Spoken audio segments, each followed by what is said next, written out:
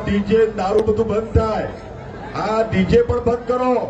અને હમણાં અહીંયા તો ડીજે માં એટલો બધો અવાજ થતો હતો તો આ બિચારો મહારાજ બ્રાહ્મણ વાત કરતો હતો કે હવે તમે આ ગફુલાર કરાવો ને આ પેલું કરાવો, કશું કોઈ સંભળાતું નહોતું.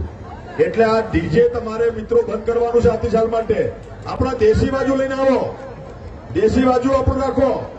આ ડીજેમાં કોઈ અવાજ આવે નહીં ને ડીજેમાં આપણા કેવું થાય છે, ડીજેના અવાજથી આપણા હૃદયના પાટિયા બેસી જાય છે. ઘણીવાર ડીજેનો એટલો બધો અવાજ થાય છે. હમણાં એક બે ઘટનાઓ એવી બની કે રાજા બિચારા પેલા વરઘોડા પર નીકળ્યા હતા ને ડીજે ચારે બાજુ ઠોક્યું બધાએ, અને એના મિત્રો બધા કે ભાઈ તારે વેઠવું પણ આપણે ઉતરાય ને, અને એને પેલો બ્રેન હેમરેજ થઈ ગયું, એટેક આવી ગયો.